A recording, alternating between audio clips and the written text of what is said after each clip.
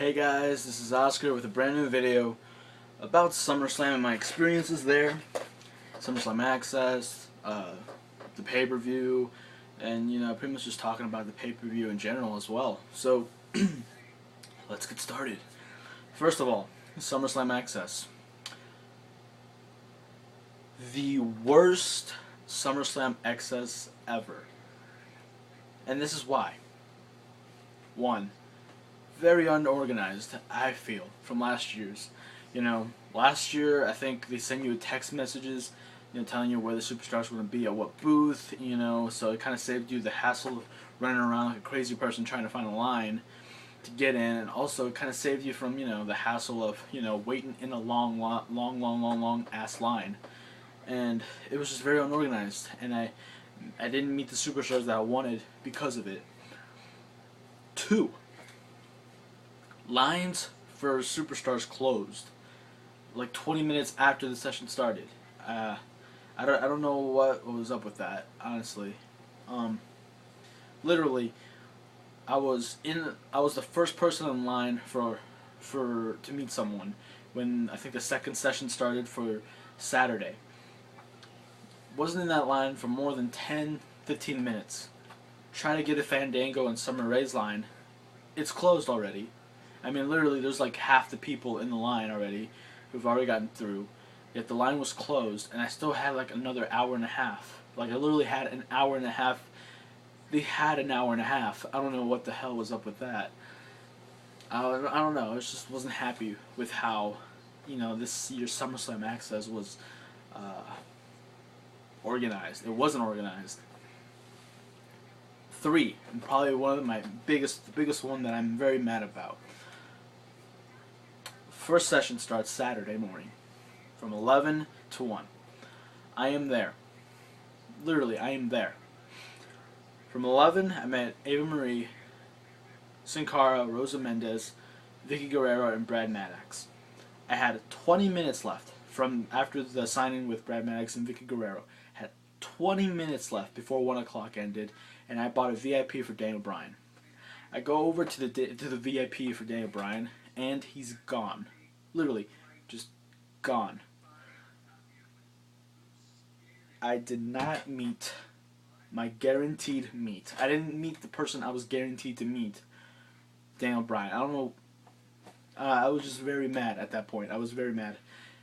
Not only was I mad, but across from there, Christian and Cody Rhodes were signing, and I particularly went to this Access to meet Christian. Yet, when I first walked in from, I think, Figueroa Street, I walked in, I saw the sign, and it said Natalya and Alicia Fox were going to be signing there. So I skipped that line, thinking, it's Alicia Fox and Natalya. I'll come back if I can. I come to see that they switched it, and now it was Christian and Cody Rhodes. You've done me wrong, Access. You've done me wrong. Worst experience that Saturday. Sunday, on the other hand, wasn't as bad. I was okay with it. I think I'd come to terms with the fact that, I'm just going to meet whoever I meet. At this point, I didn't really care. I was just there to have fun. Start conversations with random superstars. What the hell. But Saturday, I was screwed out of my chance of meeting not only Daniel Bryan, who I paid $95 plus tax, but I was also screwed out of meeting Christian. I mean, come on. Really? Just get more organized, WWE. Last year, SummerSlam was way more organized. I got to meet the superstars that I wanted, and I was cool with that, This year, unorganized, there were too many VIPs, which I think that's what I blame. I think Daniel Bryan left because there were no other people in his line waiting, for him to sign autographs, so he just left thinking that, everyone's gone. Everyone has already gone, and by. I mean, I did get an 8x10 sign from him, but that's because he left it there, just for people who didn't get a chance to come. So, I partially blame WWE for putting too many VIPs out this year. There were so many that, people had to prioritize, and then there were fewer lines for each one, My friend got a Kane VIP, and the line for his VIP wasn't even really that long, really. So, it's just terrible. I had a terrible Saturday for Access. The only thing that saved it was my conversation with Rosa Mendes. That is about it. That one experience with Rosa Mendes saved that access for me. I swear. That it wasn't just Rosa Mendes, it was also Sin Cara, who unfortunately broke his hand this Monday. Yeah, that happened. But I digress. So now it's Sunday. I'm done with access. I finished. I met whoever was there to meet. I really wasn't. It wasn't really anything special. Who did I meet Sunday? This is a tough one. I think I met the Usos, Xavier Woods, Emma Page, Bo Dallas. Oh my God, the Epico and Primo. I think that's about it. That's all I met. Those are the only people I met, I think. Wait, no, it wasn't Wade Barrett. I think I met him Saturday. I don't know. I forgot. But the ones I just said were the ones that I did meet. And I was very excited to meet Emma and Xavier Woods, Paige and Bo Dallas. Because honestly, I believe they're the future. They're like legitimately like... When I see them wrestle, I have hopes for the future. I have hopes for the WWE. Because right now, they're not pushing the superstars as much as they should. But anyways, I digress again. So I'm at SummerSlam. I'm ready for the show. The pre-show match with Rob Van Dam and Dean Ambrose was everything I wanted and more. I mean, everyone was excited. People were already losing their voices. I mean, this match had it all. It had great wrestling. It had a good story was being told. And, and then the Shield came out, Big Show and Mark Henry came out, and that was just, it was good storytelling. Kane versus Bray Wyatt in the Ring of Fire match. I mean, it wasn't exciting. I mean, I guess the Flames was the only thing that people really got a good cheer for. I mean, the Flames got a pop, but necessarily the match didn't get a pop, I feel. It wasn't as good as it was hyped up to be, but it was an okay match for what it was. It told the necessary story that it needed to tell. So I'm okay with that match. I wasn't disappointed, but I wasn't excited. I wasn't, jumping off my chair. And then, what match do we have after that? Cody Rhodes versus Damian Sandow, and that match was pretty good. I don't think there was a quiet moment at all in the SummerSlam. Now that I'm trying to think about it, there was a lot of Cody chants. There's a lot of Damian Sandow chants. Particularly, there's these good. This match was everything I think any wrestling fan would want. It was pure wrestling at its finest. There's nothing. It was just a clean cut match. No interference, no nothing. It was just wrestling. Two guys wrestling. And that's what I love to see. That's what everyone loves to see. So, hats off to WWE for pulling that out of their hat, thankfully. The third match, now I'm trying to think. What was the third match? I'll go off the matches that are at the top of my head. So, Brie and Natalya, that was an okay match for what it was. A Divas match, I mean, people weren't into it, but, if you really took a good look at it, it told, again, another story. This one very much focusing on Total Divas, and, yeah, I didn't hate the match, I didn't love it. It was okay, it was good. It gets one thumbs up. Then we were with... Who else was scheduled to wrestle that? I feel like there were more matches than they were advertised.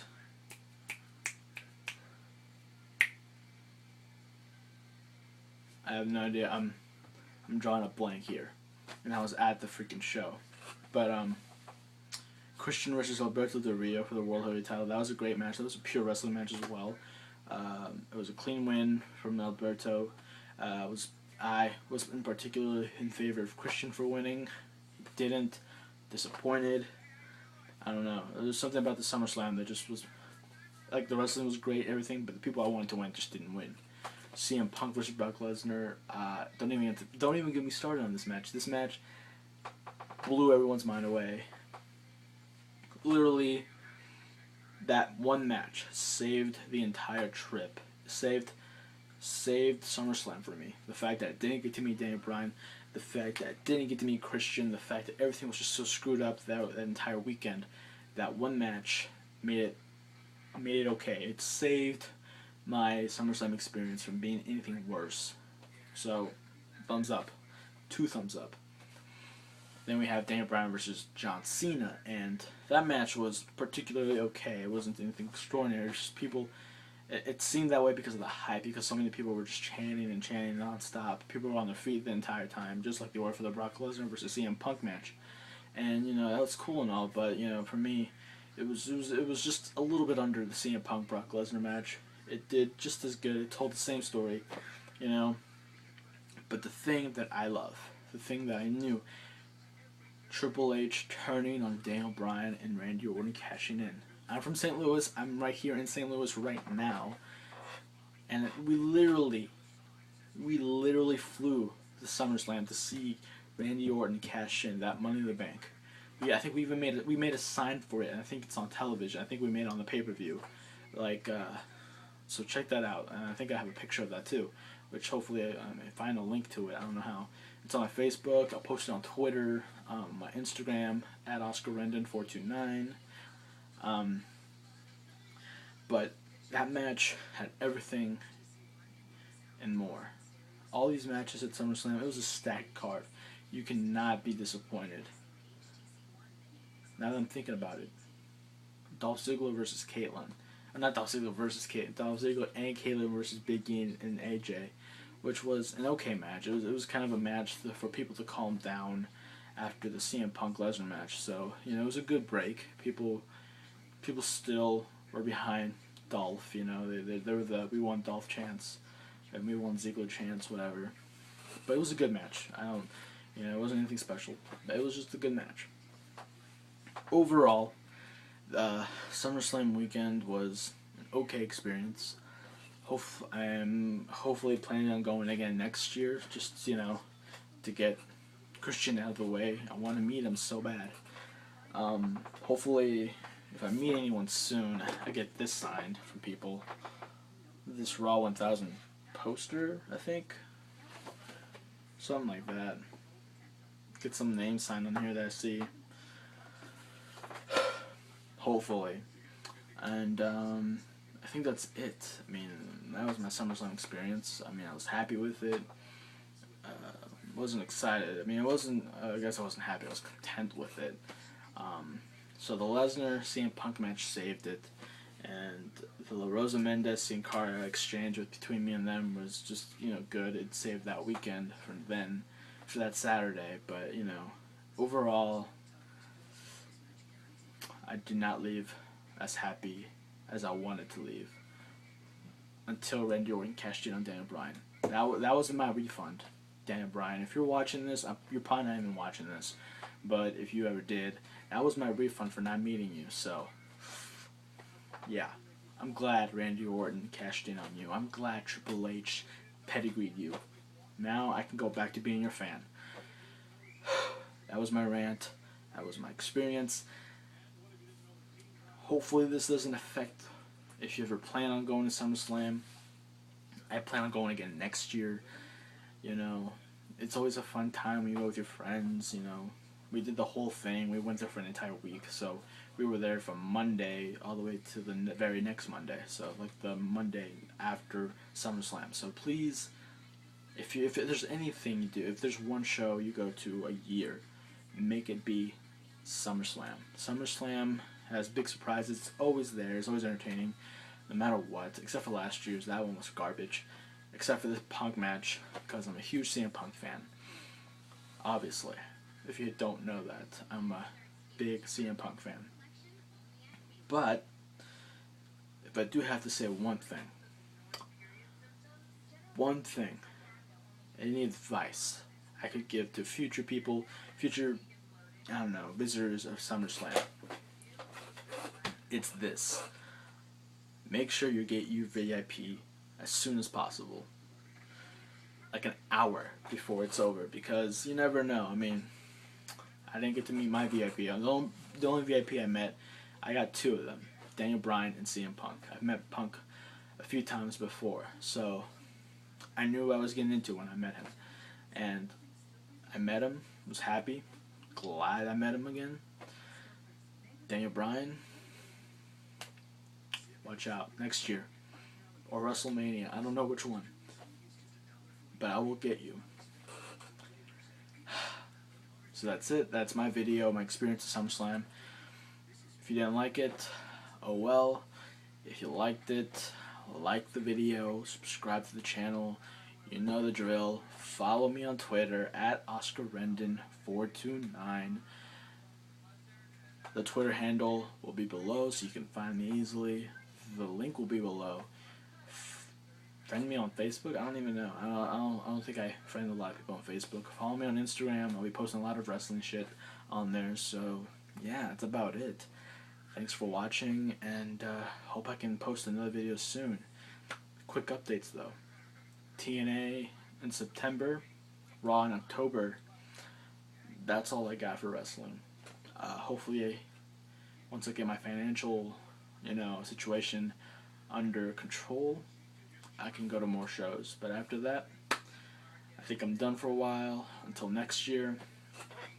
But yeah, that's about it.